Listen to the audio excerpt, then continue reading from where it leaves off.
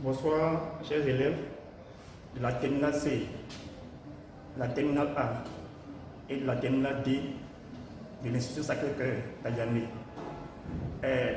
Nous sommes laissés tristement face à une urgence sanitaire. Mais la magie des ondes nous permet aujourd'hui, ce soir, de vous envoyer le cours jusqu'à votre domicile en histoire et géographie.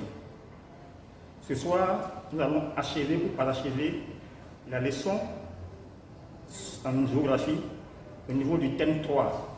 Le thème 3, comme vous voyez au tableau, ce sont les regroupements et coopérations économiques.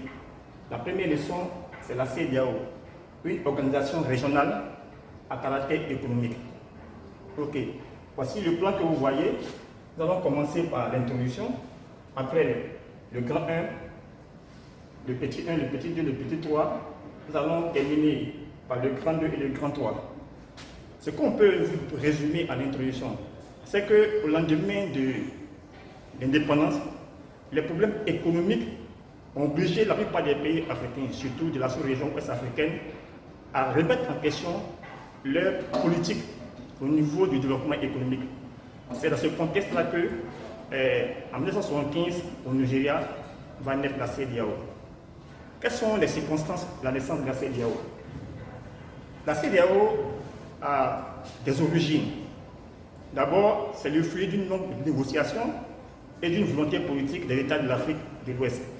Grâce aux efforts du Nigeria, d'une part, du Togo, et plusieurs réunions concertées à Lomé en décembre 1973, 2 ans plus tard, les chefs d'État d'Afrique de l'Ouest se rencontrent à Lagos pour signer officiellement le traité de la CEDEAO le 28 mai 1975.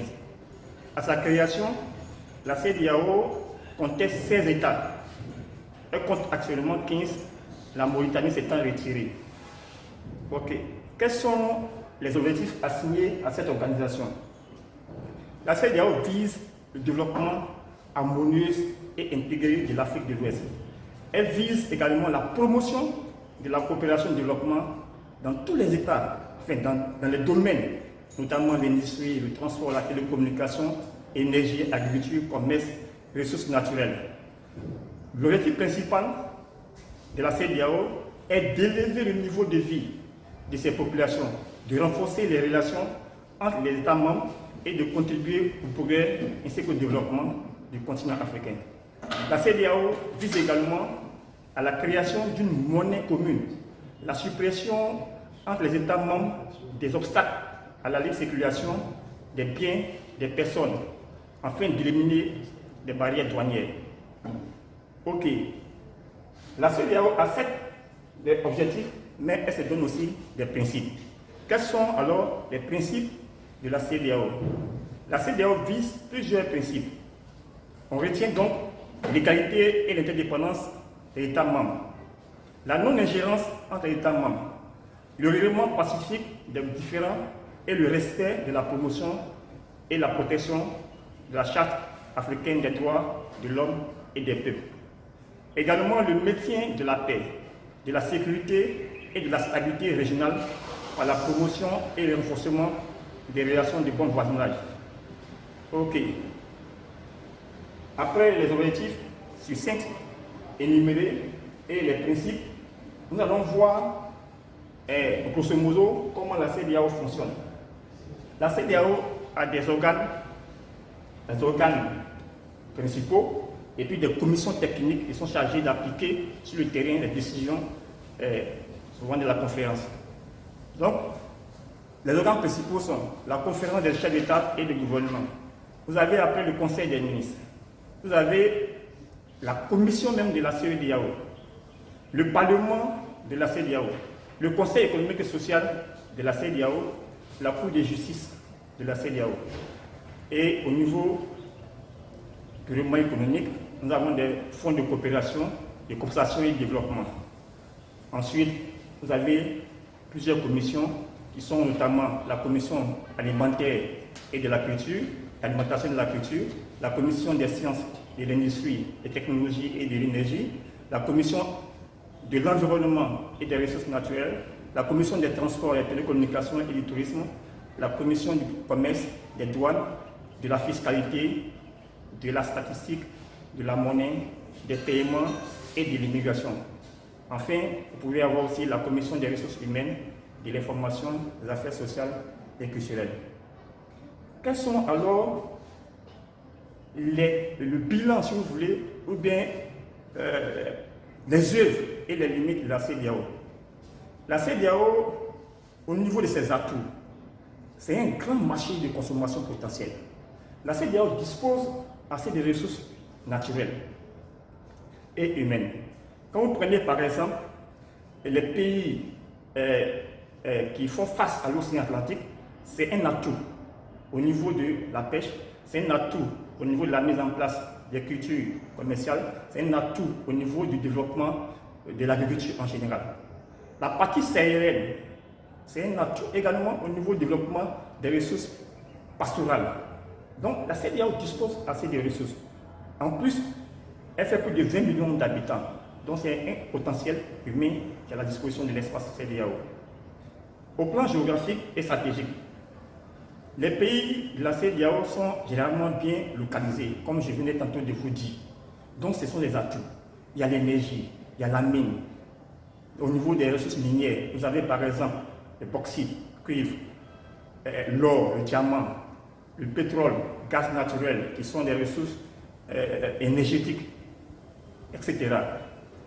Aussi, la CEDEAO, au niveau stratégique, purement politico-militaire, les États membres de la CEDEAO ont signé un pacte de non-agression depuis 1978. En 1990, la force ouest-africaine d'interposition qu'on appelle ECOMOG a été créée.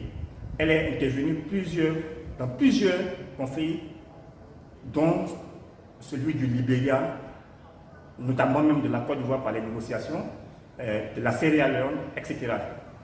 Au niveau économique, la CEDEAO a participé à la lutte contre la désertification par des opérations de reboisement, notamment dans le Sahel. Une importante cimenterie a été créée au Togo. Par ailleurs, la CEDEAO a financé l'autoroute côtière, la grande route transaérienne à 76%.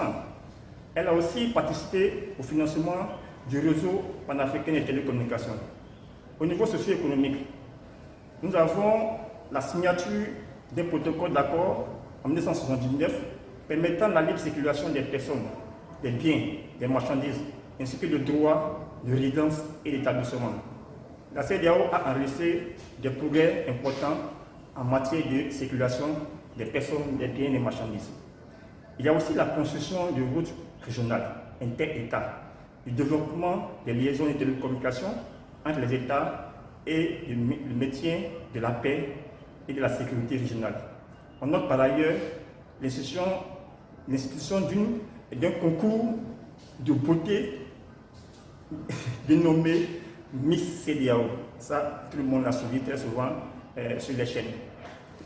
Au-delà de ces atouts, ces réalisations, l'organisation est confrontée, comme les autres organisations sous-régionales, à des limites, à des difficultés.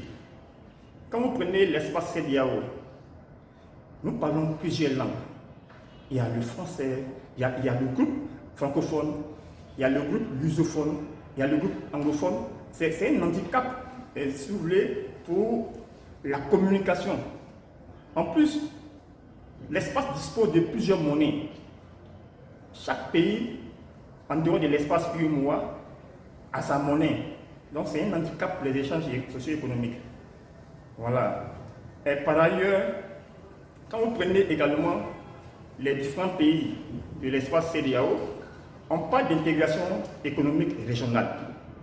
Mais on note une faible compétitivité de nos produits. On note également des faibles échanges entre les États membres de la CEDEAO. La Côte d'Ivoire préfère, par exemple, importer de la volaille congelée ou bien des produits pastoraux congelés ou suggérés de l'espace Union européenne. Par contre, ses voisins comme le Niger et le Burkina Faso ont la viande sur pied. Vous comprenez que c'est un handicap. n'est-ce pas, aux objectifs même de l'espace de la CEDEAO. Et au-delà de ça, vous avez un leadership avéré entre les différents dirigeants de l'espace CEDEAO. Donc, ils n'arrivent pas souvent à s'entendre, à coordonner les actions sur les politiques de développement économique à mener pour le bon fonctionnement de l'espace de l'organisation. Et l'organisation aussi est handicapée par des troupes sociopolitiques et militaires qui mettent en mal très souvent ces institutions.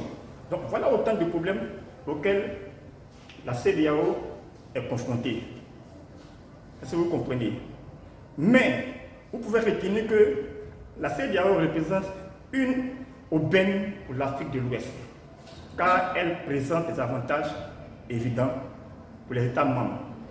Cependant, les nombreux problèmes qu'elle rencontre rendent difficile la réalisation de l'intégration véritable. Le dynamisme et l'efficacité de cette communauté dépend du dépassement de toutes les contradictions. Merci, chers étudiants, chers disciples. Vous trouverez tout le cours sur le site de l'ISCA. Vous pouvez les télécharger, les imprimer et vous concentrer pour bien analyser. Il y aura des exercices. Nous allons les mettre en ligne, vous les traiterez et nous allons les corriger ensemble. Merci et passez une bonne soirée.